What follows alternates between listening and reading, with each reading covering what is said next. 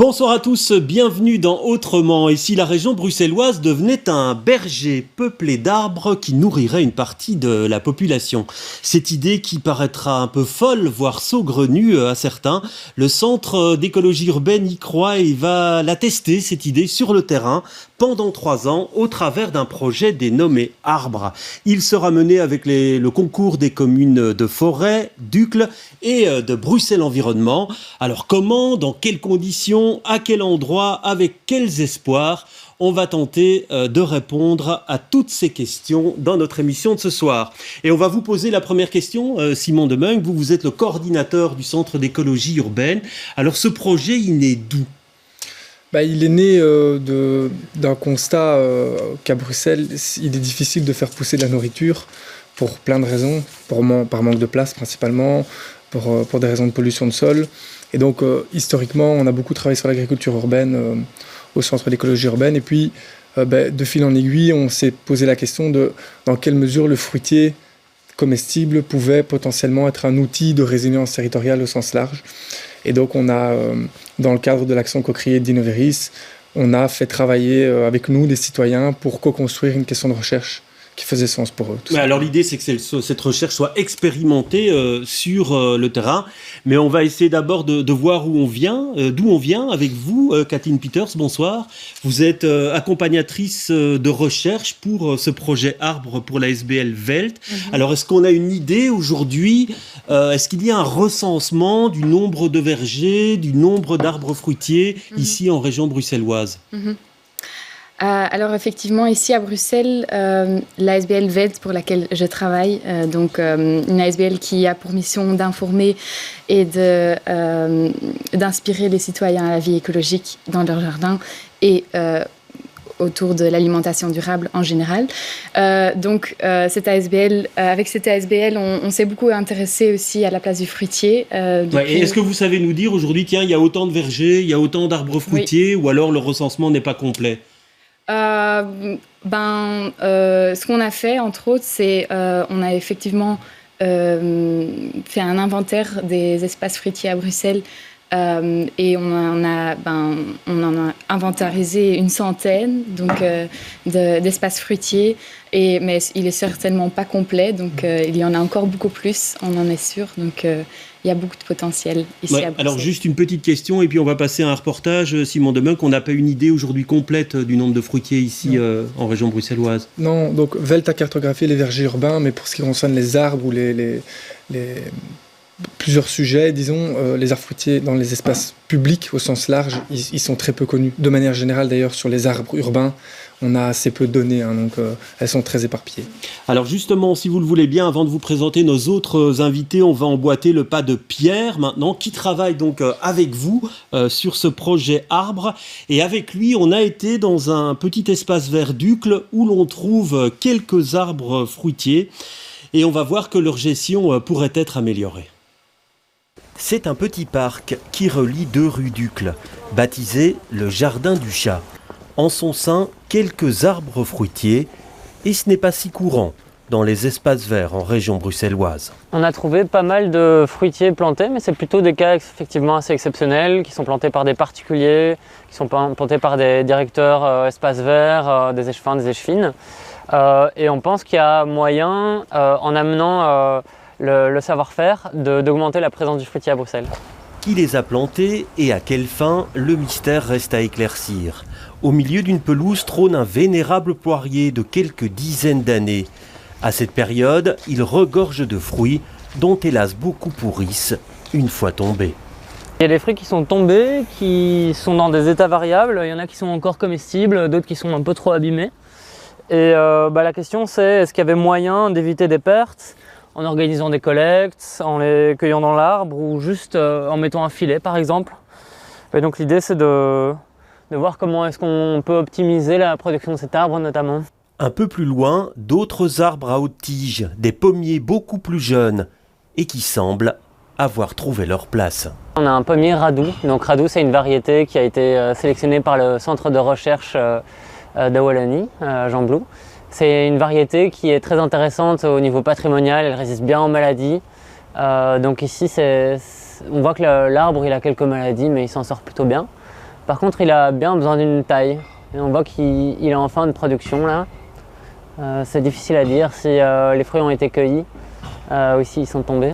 Beaucoup de questions donc autour de la présence de ces arbres fruitiers et leur gestion.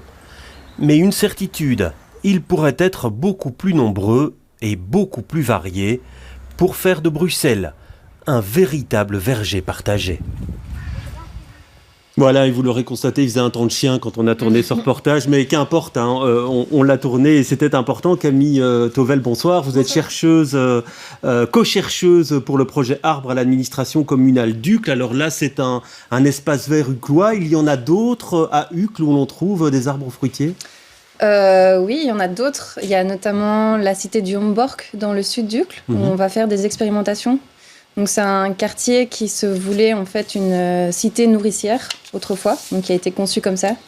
Donc il y a pas mal de pommiers, quelques pruniers aussi, quelques poiriers apparemment qui ont été plantés il y a pas mal d'années. Oui, alors justement, vous me tendez une perche. Oui. On a été filmé également à la cité du Homborg. On va voir les images tout de suite parce que là aussi, en termes de gestion, il semble bien qu'il y ait des progrès à faire, hein, on peut le dire, puisque donc c'est une cité-jardin. Voilà, on découvre les images qui étaient aménagées à la fin des années 20.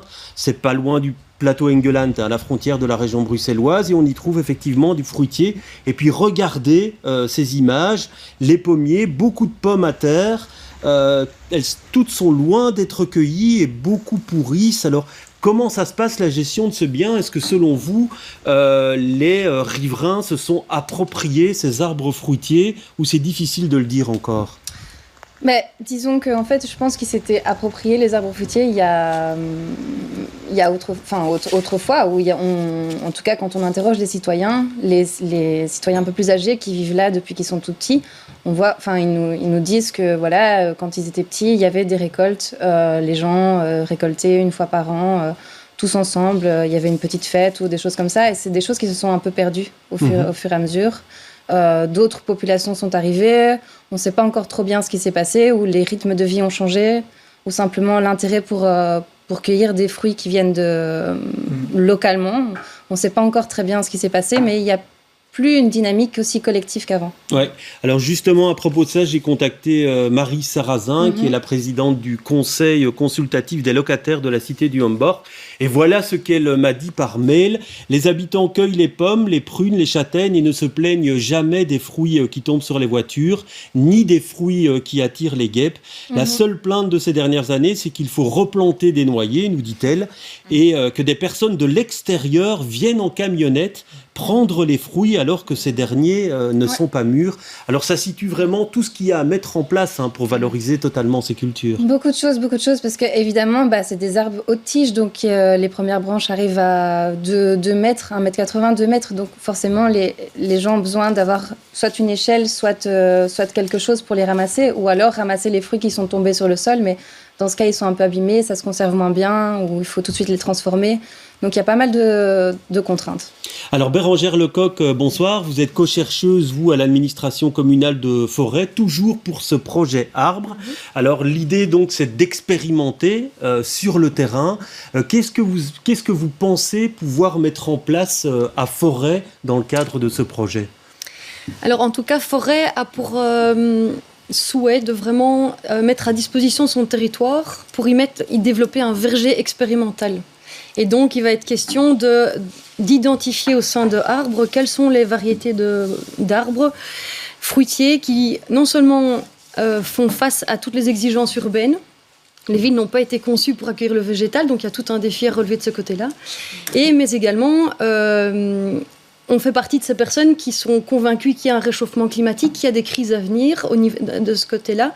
Et du coup, quelle est la variété de fruits qui va résister à toutes ces nouvelles contraintes? Donc beaucoup plus de pluie à certaines saisons, beaucoup plus de sécheresse à d'autres, des îlots de chaleur. Voilà, donc quelles vont être ces variétés? Et ça, le territoire de Forêt décide que sur son territoire, des endroits vont être mis à disposition. Qui n'ont pas encore été déterminés Ils sont précisément. Occupés. Donc vraiment, il y a toute une... ce n'est pas simplement dire ça, ce serait bien ici. Non, on cherche vraiment à trouver le lieu qui va remplir plusieurs critères tels que quels seraient les citoyens qui seraient intéressés de participer à la gestion de ces nouveaux arbres. Ouais. Quel serait l'endroit idéal où l'arbre a un potentiel dans 15, 20, 60 ans d'être encore là en fait. Ouais, alors on va parler de la gestion citoyenne dans un instant, mais d'abord une question pour vous, Simon.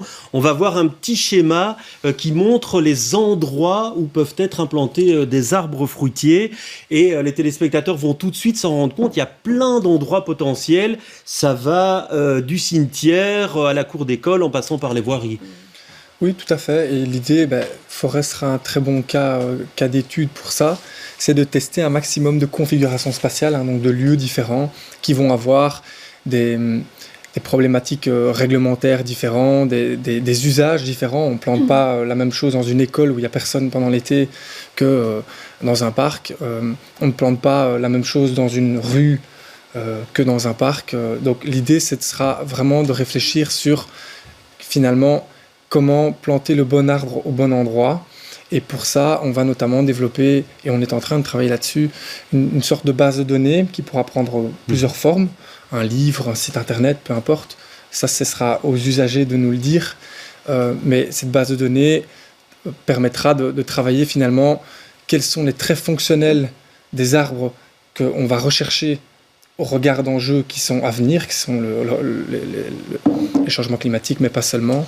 Et finalement, sur base de ces traits fonctionnels, quel type d'arbres et d'espèces on peut aller imaginer qui répondent à ces traits fonctionnels et qui peuvent du coup être implantés dans ces différentes... Ouais, parce qu'on pourrait se dire, planter un arbre, c'est facile. Bérengère Lecoq, qu'est-ce qu'il faut comme autorisation pour pouvoir planter un arbre en voirie, par exemple? Est-ce qu'il y a certaines choses qui sont autorisées, d'autres qui sont interdites? Est-ce qu'il faut des permis spécifiques? Alors, les arbres isolés aujourd'hui ne demandent pas d'autorisation. Par contre, dès que vous êtes dans des alignements, là, on rentre dans des règlements communaux. Mais il y a encore certains flous également. Donc, on va un peu voir. Il y a également un règlement qui est assez étonnant et qui doit évoluer. C'est que, à l'heure d'aujourd'hui, on n'a pas le droit de cueillir dans les espaces publics tels que des parcs. Donc, il y a des règlements qui interdisent. Et donc, le les poires dans ce jardin du Chat, normalement, on ne peut pas les cueillir. Ouais. Il y a des règlements, donc ce n'est pas de façon homogène, mais donc il y a des endroits où ce n'est pas. Donc, ces réglementations doivent un peu évoluer.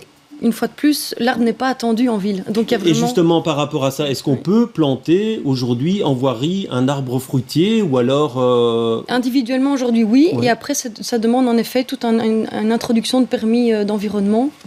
Ça rentre dans certaines règles, mais ce n'est pas un cas à généraliser. C'est vraiment, il faut rentrer dans les 3 arbres, 5 arbres, un alignement. C'est toutes des réglementations différentes. Oui, parce que vous, Camille Tauvel, à Uccle, vous allez très prochainement déjà expérimenter une plantation d'arbres fruitiers sur des voiries. Ouais. Donc on a deux lieux spécifiques où on va déjà entamer des plantations en décembre, janvier. Voilà. Et l'idée, en fait, c'est de faire de la participation citoyenne. Donc l'hypothèse un peu de l'étude, c'est que si les citoyens sélectionnent et sont contents des arbres qui choisissent dans leur rue, on aura beaucoup moins on aura beaucoup plus de respect envers les arbres. Il y aura beaucoup moins peut-être un peu plus de récoltes. Ils vont être plus respectés, moins de mésusage. On ne va pas arracher les branches, ou alors il va y avoir une certaine forme de protection autour des arbres. Ouais, et donc vous savez déjà vers quelle espèce d'arbre vous allez, où il y a un choix qui est possible. Est-ce qu'on ira vers les habituels pommiers ou on ira vers d'autres choses? Disons qu'on va proposer forcément du pommier parce que ça parle aux gens, les gens aiment bien. C'est quand même un des fruits qui est les plus consommés en Belgique, si pas le premier. Après, on va proposer des choses un peu plus spécifiques, comme par exemple des amandiers ou la mélanchier. Donc Oui, la mélanchier, ça, j'ai dû regarder. C'est un arbre assez peu connu qui produit des baies qui sont comestibles, mais c'est fort peu connu. Hein. Ouais. Aussi le kaki, qu'on rencontre un peu plus sur les étalages des magasins. Donc voilà, tester plusieurs trucs. Et l'idée, c'est aussi de se dire, plus on a de diversité en ville, plus elle est résiliente. Et face au choc, face à la sécurité alimentaire, face à plein de choses. Ça veut dire, Simon Debain, qu'on pourra aller vers des espèces exotiques aussi dans les années qui viennent? On ne se ferme pas la porte à ça. En sachant que, peut-être pour compléter ce que disait Camille, on doit répondre à 1000 questions dans ce projet. On est vraiment au début déjà et on part d'un système socio-écologique qui est très peu connu. Mais il y a une des hypothèses assez fortes, c'est qu'il y a des représentations assez négatives du fruitier dans l'espace public. Et on ne sait pas vraiment pourquoi, en fait. Ouais, on sait c'est pas qu'il si abîme les voitures, oui, ça on mais l'entend. pas seulement. Ouais, ouais. On ne sait pas si les gens ont peur de la pollution ou pas. On ne sait pas si les gens connaissent le fruit, la variété, l'espèce ou pas. Il y a énormément d'inconnus et donc on ne sait pas encore à ce stade qu'est-ce qui explique le fait que, par exemple, au Homborg, en une génération, on a des savoirs et des pratiques qui changent. Et donc voilà, tout ça, ça va être sur la table. C'est des questions auxquelles on va tenter de répondre. Alors vous, Kathleen Peters, à la SBL Welt, vous avez fait un guide du verger partagé. Quand on a comme ça des arbres en commun, qu'on gère en commun, à quoi faut-il faire attention ? Question piège. Ouais, dans les grandes lignes, quelles sont les choses que vous mettez en place pour que finalement, ce bien commun, les gens se l'approprient et le respectent ? Tout d'abord, pour nous, c'est important de déjà créer une communauté autour du fruitier. Donc, que les gens... et ça, depuis le départ, en fait, on sélectionne les variétés avec les citoyens, on les plante ensemble, comme on a fait au verger partagé dans le parc de Tour-et-Taxi. Et on voit que ça fait beaucoup de sens parce que les gens se l'approprient et les gens... il y a des liens qui se créent et qui sont très importants pour la continuité du projet. Et pour une bonne gouvernance par après. Mais voilà, ce qu'on constate aussi, c'est qu'il y a en fait encore un manque de connaissances ici à Bruxelles autour du fruitier. Et c'est ça aussi on veut aussi, qu'on trouve essentiel, c'est de réintégrer ce savoir du fruitier dans la ville et que ça fasse aussi augmenter la résilience du système. Oui. Donc, alors, oui, rapidement. Peut-être juste pour compléter sur la question de la gouvernance. Donc, au départ, on faisait l'hypothèse d'une gouvernance en bien commun, en nous basant notamment sur les travaux de Elinor Ostrom. Il se trouve que le cadre analytique de Ostrom, il est déjà complexe et en plus, il n'est pas forcément... Là, on ne voit pas exactement ce dont vous parlez. C'est des ingrédients, en gros, qu'elle a posés sur toute une série de groupes, ce qu'elle appelle les appropriateurs d'une ressource commune, peu importe la ressource commune et peu importe le type d'appropriateur. Et elle pose des ingrédients qui selon elle, génèrent des institutions pérennes et robustes. Donc en gros, un groupe qui tient la route longtemps, quoi.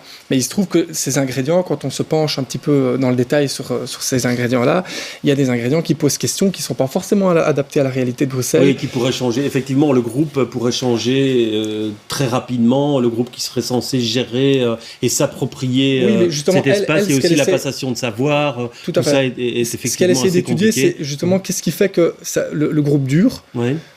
Mais il y a certaines règles qui posent question, donc on va tenter de problématiser ça aussi. Alors Bérangère Lecoq, est-ce que vous vous attendez à des réactions négatives par rapport à l'implantation de fruitiers dans l'espace public, comme les fruits vont tomber sur les voitures, ça va salir, etc., etc., et comment les contrecarrer ? Alors moi, je vais plutôt avoir une vision plutôt optimiste, mais parce qu'en fait... un arbre a vraiment un symbole. Quand on touche à un arbre, on est très étonné, mais il y a vraiment une appropriation du citoyen avec l'arbre. Donc, je m'attends plus à une réaction d'accueil. Maintenant, il est vrai qu'on a eu le cas d'école d'une cour de récréation où un poirier était chaque année problématique parce que le fruit n'étant pas connu tombait à terre, attirait les guêpes, et donc la direction, à juste titre, s'inquiétait pour ses enfants. Et il a suffi en fait que Arbre arrive et on a juste collaboré avec une structure extérieure qui permettait de venir faire la récolte. Le fruit qui était le problème au départ, en fait, est juste devenu, les enfants sont venus cueillir avec nous, le fruit est parti, les guêpes ne sont pas venus. Donc il y a vraiment toute cette approche. Oui, il y a des gens qui vont avoir une réaction, mais je pense que Arbre est prêt à ça et juste pour... Vraiment qu'on remette le fruitier en fait dans notre quotidien et ça va bien se passer. Ouais, et pour vous, Camille Tauvel, est-ce que les riverains des endroits concernés à Uccle sont déjà associés ? Comment ont-ils accueilli la nouvelle ? Leur tour d'expérience que vous avez là-dessus ? Mais donc dans les 2 rues où on va faire des plantations, il y a déjà eu une petite invitation de la commune, en fait, juste à ce que les citoyens se prononcent au sujet du fait qu'il y ait des arbres fruitiers dans leur rue. Il y a eu des réponses très partagées, des gens qui avaient assez peur, notamment qu'il allait avoir de l'ombre dans leur maison, des choses comme ça. Et puis d'autres, au contraire, qui étaient vraiment très enthousiastes, qui proposaient même certaines variétés, etc. Donc ce sera à déconstruire et à construire pendant les réunions de participation, où là, on mettra tout en commun, tous ces citoyens en commun. Il y aura des flux d'arguments qui vont se générer, et on va essayer de trouver une solution qui convienne à tout le monde. Parce que là, on parle d'une recherche qui a lieu sur 3 ans. Forcément, les arbres vont pas beaucoup grandir en 3 ans pour le projet qui a été mis en place. Et c'est pas dans le cadre de ce projet spécifique arbre, mais ce verger partagé sur le site de Tour et Taxis. Vous n'en êtes pas encore aux premières récoltes pour l'instant. Donc, c'est une œuvre au long cours, on va dire. Oui, exactement. Donc, on a planté pourtant des arbres bastiges qui devraient porter fruit à partir de 3-4 ans. Mais en réalité, on voit que, avec les sécheresses qu'on a eues et tout, les fruitiers sont encore assez petits et portent pas encore fruit. Donc là, ça fait effectivement 3 ans qu'on attend avec impatience et qu'on voit peut-être une pomme à l'arbre. Donc, pas suffisant pour nourrir tout un collectif ou un quartier même. Donc, voilà ce qu'on fait. Par contre, parce qu'on remarque vraiment, c'est vraiment important, les récoltes, ça crée du lien, c'est d'aller récolter, puisqu'il n'y a pas de récolte là en ville, on va au Pajottenland, où là il y a beaucoup de fruits non récoltés, et avec le collectif, on va se fournir de fruits et on les amène en ville. C'est justement le défi, Simon de Munk, c'est que le projet va durer 3 ans. Pour voir les résultats, il faudra peut-être attendre 10 ans même. Qu'est-ce que ça va devenir? Comment vous allez faire pour suivre au-delà de la durée de l'expérience? Comme je le disais, on a tellement de questions de recherche qu'on peut un peu s'amuser avec. Il y a des questions auxquelles on pourra répondre avec des arbres fruitiers existants, principalement sur les questions d'usage et de résistance aussi au changement climatique, puisqu'ils ont quand même subi ce qu'on voit déjà maintenant. Et puis d'autres questions auxquelles on pourra répondre à la suite de plantations en collectif. Et sur cette base, donc sur les plantations qu'on va planter dans le cadre du projet arbre, on va notamment penser à co-construire une sorte de monitoring de ces arbres-là, qu'on devra confier à un collectif institutionnalisé ou non. On pense un petit peu à Bruxelles Environnement, ils ne le savent pas encore, mais on aimerait quand même, a priori, utiliser la pérennité de cette institution-là, Bruxelles Environnement, qui est d'ailleurs partenaire du projet. On verra, mais en tout cas, pour ce qui concerne le monitoring des arbres qu'on va planter, on le pense, évidemment. Ouais. Alors, cette idée de Bruxelles terre nourricière, est-ce qu'on peut vraiment y penser à long terme, Bérangère, est-ce que vous y croyez d'une ville comme ça qui produirait énormément de fruits? L'autosuffisance, on n'y arrivera pas de toute façon. Non, on est vraiment... Arbre s'inscrit vraiment dans une aide à la sécurité alimentaire. Mais pas... On n'approvisionnera pas chaque Bruxellois de son quota de vitamines par les fruits qui seront produits sur le territoire. Il n'y a pas suffisamment. Donc, de toute façon, je pense que l'agriculture urbaine a eu aussi ce questionnement. Pour pouvoir nourrir Bruxelles, il faut cette interaction entre les régions et avec l'Interland et aussi tout ce qui est autour de Bruxelles. Quoi. Tout à fait. Et vous avez l'impression qu'avec le potentiel, on prend une commune comme Uccle où il y a des espaces verts encore, vous pensez que le potentiel est énorme rien que sur la commune d'Uccle? Oui, bien sûr, mais comme le dit un peu Bérangère, moi j'y vois plutôt un apport qualitatif, dans le sens où... Voilà, là, on va vraiment mettre en place un espèce de verger exploratoire à l'échelle de surtout forêt Uccle, mais Bruxelles de manière générale, et voir vraiment quel potentiel on a pour le futur, à se dire, ok, l'amandier, il pousse bien dans ces conditions, le poirier plutôt dans ces conditions, au moins on sait que c'est reproductible. Si on a déjà fait l'expérience aujourd'hui, on sait que c'est reproductible dans le futur. Ouais, et l'idée, c'est que vous souhaiteriez, on va terminer là-dessus parce qu'il reste moins d'1 minute, que ce projet fasse des petits dans toutes les communes de la région, quoi. On l'espère, on l'espère beaucoup. Et peut-être juste pour revenir sur la question de l'autosuffisance, c'est clairement pas ce qu'on vise. On vise à améliorer la sécurité alimentaire avec des aspects qualitatifs. Donc ça, c'est important. Et c'est-à-dire que le produit de vos recherches, pour terminer là-dessus, il sera disponible en open source, comme on dit maintenant, absolument, pour ceux qui le souhaitent. On va en discuter toutes les conditions ensemble, mais c'est clairement l'optique des projets comme Co-Create et de notre optique à titre personnel. Et vous avez l'impression, vous, qu'il y a énormément de potentiel de développement? Oui, je pense que, en tout cas, moi, j'ai pas vécu en une demi-dizaine d'années au centre d'écologie plus d'engouement pour un projet que pour ce projet-là. Très bien, merci en tout cas d'être venu partager votre expérience et votre engouement pour le projet Arbre que l'on suivra ici dans cette émission. Merci d'être venu sur notre plateau. Autrement, c'est terminé pour ce soir. Très bonne soirée à tous et à bientôt.